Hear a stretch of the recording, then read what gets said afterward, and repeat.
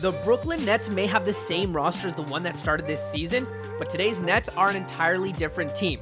After losing 6 of their first 8 games, firing head coach Steve Nash, and dealing with the Kyrie Irving storm, things in Brooklyn were incredibly bleak. But now, they're on a 10-game winning streak and sit second in the Eastern Conference, trailing only the Celtics. Here's everything you need to know about how the Brooklyn Nets went from a TMZ headline to legit title contenders.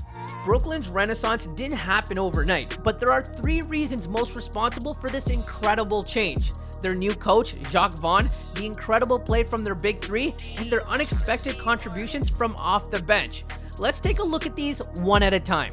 For as good as Steve Nash was as a player and a person, by all accounts, he just wasn't the right fit for this Nets squad. In just over 2 seasons, Nash led the Nets to a 94-67 record, which is just a .584 winning percentage. While no one would argue that Nash didn't have his hands full between the various injuries, roster changes, and the never-ending drama, a team with Kevin Durant simply needs to find a way to be better than that. And so far under Jacques Vaughn, they have been. Jacques Vaughn's promotion to head coach and his subsequent contract extension was met with some initial skepticism, but it has undoubtedly been the right call. The Nets have gone 21-7 under Vaughn, including winning 14 of their last 15 games. Vaughn isn't trying to reinvent the wheel, but his changes behind the bench have played huge dividends. The biggest and most obvious change is his ability to hold the entire team, star players included, accountable. According to Kyrie Irving, Jacques has made it very clear if you're not playing hard enough, he's gonna let you know about it. We have guys on the bench who are willing to go out and do those things. So it makes you take advantage of the time you're out there and the minutes you're out there, and hold everyone else accountable.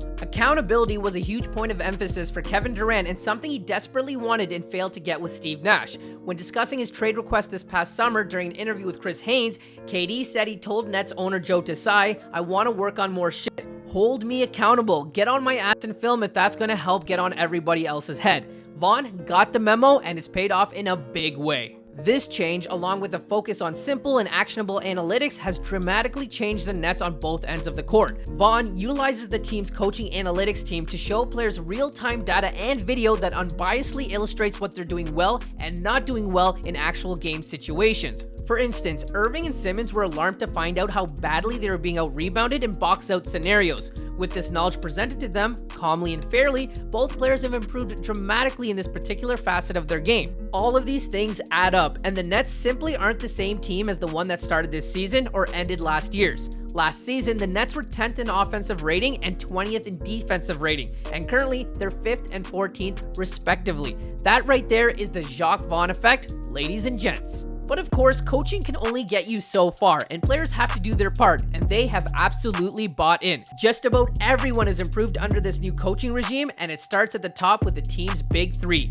Kevin Durant has been unconscious this year, averaging 29.9 points, 6.9 rebounds, and 5.4 assists while shooting an insane 56% from the field. Given how dysfunctional this team once looked, he has to be in the MVP conversation.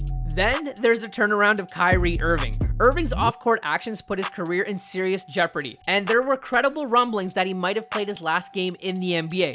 Instead, after finally issuing a genuine apology and serving an 8-game internal suspension, Irving is back and playing fantastic basketball. Since returning from his suspension, he's averaging 25.8 points, 4.8 rebounds, and 4.5 assists while shooting 50.6% from the field and 40.7% from 3. Rounding out the big 3 is Ben Simmons. Now, unlike KD and Irving, Simmons entered this season with many more question marks surrounding his ability to play basketball. Simmons may have once been heralded as the second coming of Magic Johnson, but he hasn't quite met that lofty standard yet. But more importantly, we just hadn't seen Simmons play basketball since the 2021 playoffs, as a combination of mental health and back issues kept Simmons off the court all of last season. So no one was exactly sure how he'd perform. Well, Simmons definitely began the year looking like someone who hadn't played competitive basketball in a while, which was understandable given the circumstances. What was more concerning was that he looked timid out there and wary of shooting, and most worryingly of all, the former defensive anchor was actively being targeted by opponents. All in all, it was a tough sight for Net fans and certainly for Ben, who worked so hard to get back to doing what he loves. But just a month from averaging triple singles, Ben's shaken off the rust and regained his confidence in a major way.